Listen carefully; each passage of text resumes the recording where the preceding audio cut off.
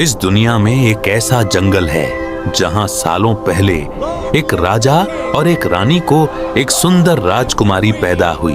उन्होंने परियों को वरदान देने बुलाया, लेकिन एक बड़ी गलती हो गई। एक जादूगरनी को बुलाना भूल गए और उसी जादूगरनी ने ऐसा श्राप दिया जो इतिहास बदल देगा।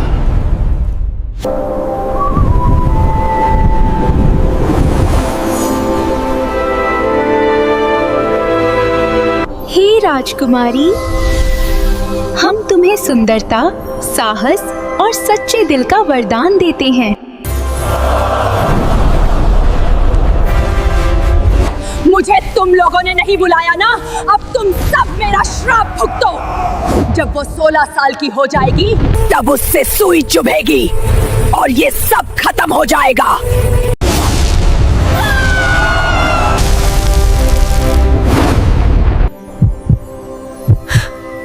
फिर हमारी राजकुमारी नींद से बाहर कैसे आएगी? इसका भी तोड़ है। जब सच्चा राजकुमार राजकुमारी को किस करेगा तब वो नींद से जाग जाएगी। पूरा राज्य भी जाग जाएगा और जादूगरनी की ताकत खत्म हो जाएगी। और इतना कहकर परी हवा में गायब हो गई। और जहां समय भी डर के साथ चलता है, उसके बाद राजा ने पूरे राज्य से सुई जैसी हर चीज हटवा दी, सब कुछ जब्त करवाकर छुपा दिया।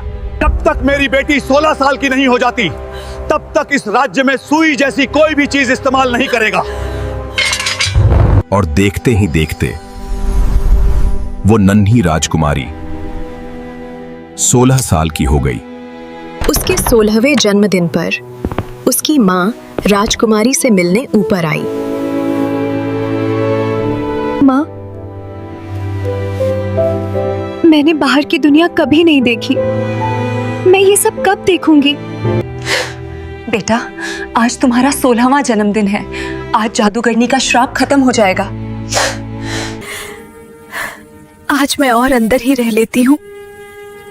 हाँ बेटा, हमें तुम्हारी बहुत चिंता है, इसीलिए तुम्हें 16 साल से इस कमरे में रखा है।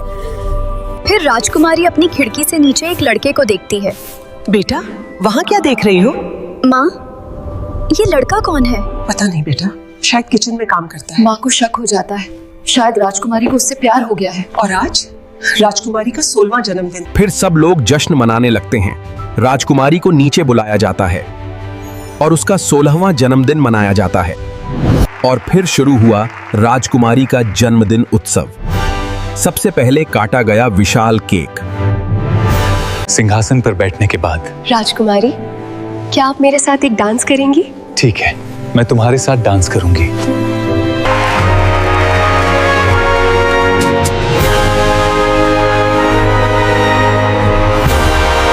राजकुमारी, मैं तुम्हारे लिए एक गिफ्ट लाया हूँ। हाँ, दिखाओ ना क्या गिफ्ट लाए हो।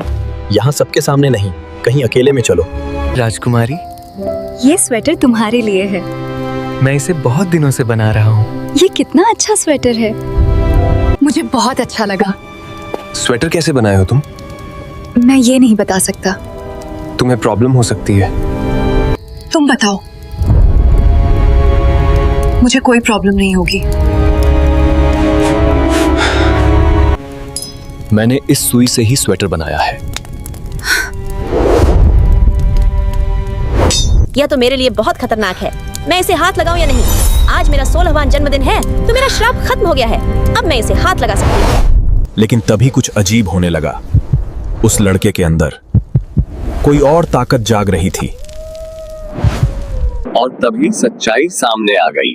वो लड़का नहीं था।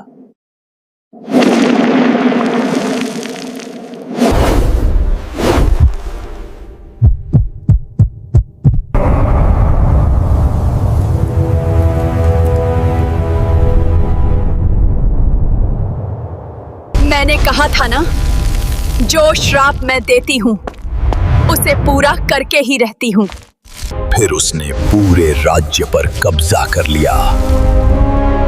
लेकिन परियों के दिव्य वरदान की वजह से वो इस राज्य से बाहर नहीं जा सकी और उसी महल में कैद होकर अंधेरे की रानी बनकर राज करने लगी।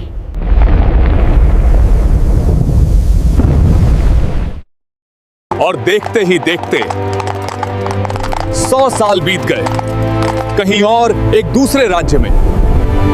उसके साथ 4 बॉडीगार्ड थे और सामने था एक गरीब किसान का बेटा, जिसे राजकुमार गरीब किसान से खरीद कर लाया था।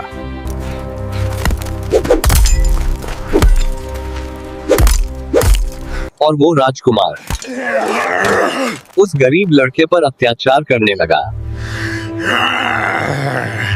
राजकुमार ने गुस्से में गरीब लड़के को आदेश दिया कि जा मेरे लिए खाना बना। चुपचाप खाना लेकर राजकुमार के सामने आ खड़ा हुआ। एक दिन राजकुमार अपने बॉडीगार्ड और उस गरीब लड़के को लेकर जंगल में शिकार करने निकला। तू आगे जा, पहले रास्ता देख।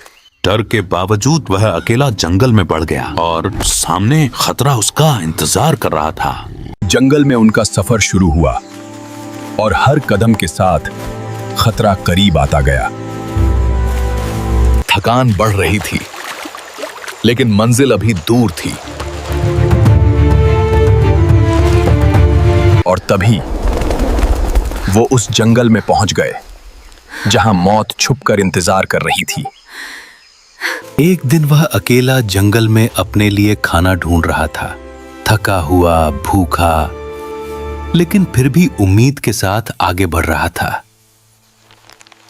और जैसे ही वह कबूतर के घोंसले तक पहुंचा, उसे वहां कुछ ऐसा मिला जिसने उसकी पूरी जिंदगी बदल दी। वो थी राजकुमारी की 100 साल पुरानी चिट्ठियां। वो चिट्ठियां पढ़ने लगता है और उसे समझ आता है ये कोई महल का नक्शा है।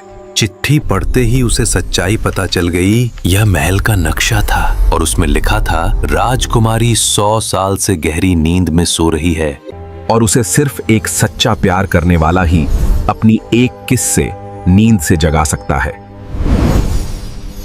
तुम क्या पढ़ रहे हो? मुझे दिखाओ। ये तो किसी खजाने का नक्शा लग रहा है। नक्शा देखते ही उसकी आंखों में लालच भर गया। उसे लगा ये खजाने का रास्ता है और बिना सच जाने वो उसी पल सैनिक उसके पीछे चल पड़े और गरीब लड़का मजबूरी में उनके साथ चलता गया, अनजान इस बात से कि ये रास्ता खजाने का नहीं, बल्कि वहां उनकी मौत इंतजार कर रही थी। अचानक उन्हें दूर एक विशाल महल दिखाई दिया। हमें खजाना मिल गया है और पूरा राज्य भी। राजकुमार, ये खजाना नहीं है। यहाँ एक जादूगरनी ने राजकुमारी को श्राप दिया था। पूरा राज्य 100 साल से सो रहा है और वहाँ भयानक जादूगरनी का कब्जा है।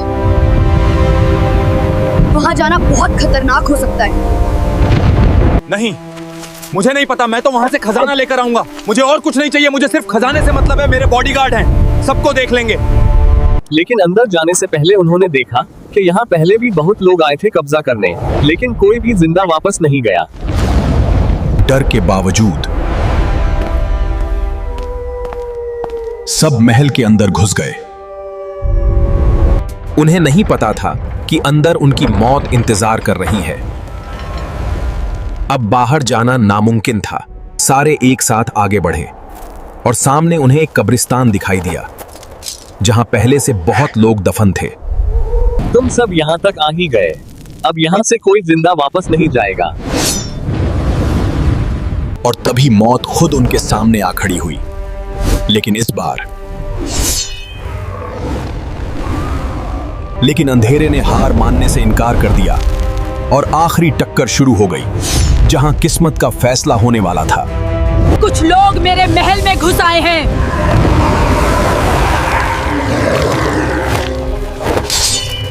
उठ जाओ मेरे कब्र के दोस्तों, सब अपनी कब्रों से बाहर आ जाओ। और तभी The light will conquer the darkness now.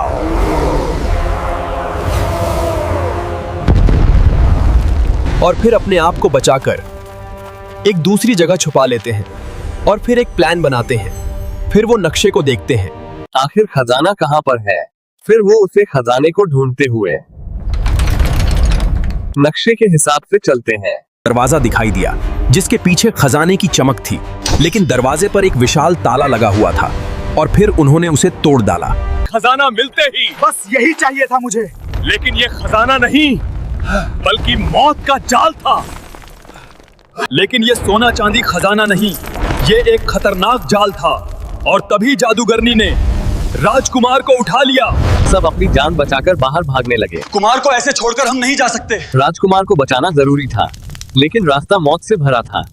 चारों फिर से महल के अंदर लौटे और देखा राजकुमार को कुर्सी पर बांध दिया गया था। अगर तुम्हें राजकुमार को बचाना है तो तुम्हें मेरा एक काम करना पड़ेगा। जो ये स्लीपिंग ब्यूटी है, ये राजकुमारी है, बहुत लंबे समय से सोई हुई है और तुम्हें इसे खत्म करना पड़ेगा और मुझे आजाद करना पड़ेगा ताकि मैं सारी दुनिया पर कब्जा कर लूं। ठीक है, मैं इसे खत्म कर दूंगा। लेकिन तुम ही राजकुमार को छोड़ दोगी ना? और वो आखिरकार उसके पास पहुंच गया, जो 100 साल से गहरी नींद में थी, जिसे खत्म करना उसके लिए आसान नहीं था। राजकुमारी तो बहुत ही ज्यादा सुंदर है, इसे मैं कैसे मार सकता हूँ? मारो, वरना मैं तुम्हारे राजकुमार को मार दूंगी। तभी उसे वो चिट्ठी याद आई। सच्चा प्यार करने वाला अगर किस करेगा तो मैं बच जाऊंगी। और उसे सच समझ में आ गया। अगर ये सच है तो आज तुम्हें बचाना ही होगा। रुको, तुम मुझे धोखा देने की सोच रहे हो? नहीं, तुम मुझे धोखा देने की हिम्मत कैसे कर सकते हो?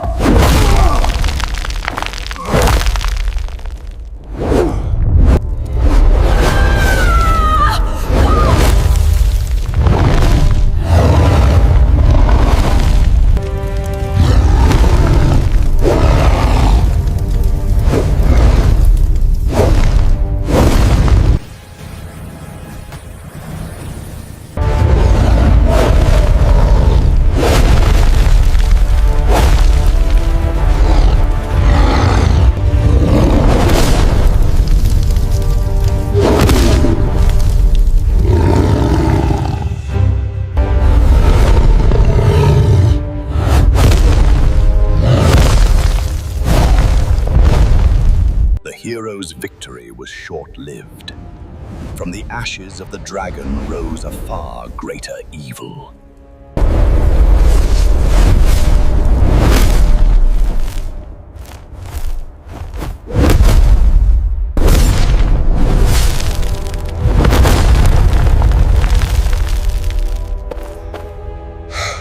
डरो मत, अब सब खत्म हो गया है। मैं तुम्हें आजाद कर दूंगा। तुमने मेरी जान बचा ली, अब ये राज्य फिर से आजाद होगा। राजकुमार ने उसे चूमने की कोशिश की, लेकिन कुछ भी नहीं हुआ, क्योंकि राजकुमार सच्चा इंसान नहीं था, इसलिए जादू टूटा ही नहीं।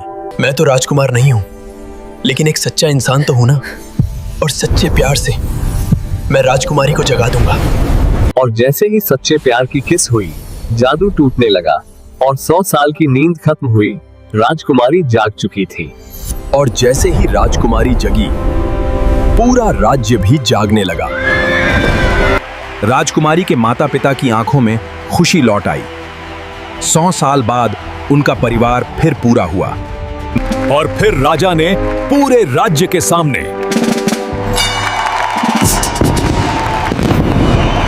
एक ऐतिहासिक फैसला सुनाया।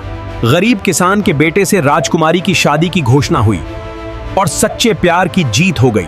और यहीं से एक नई कहानी शुरू हुई, जहां सच्चा प्यार जीत गया और अंधेरा हमेशा के लिए हार गया।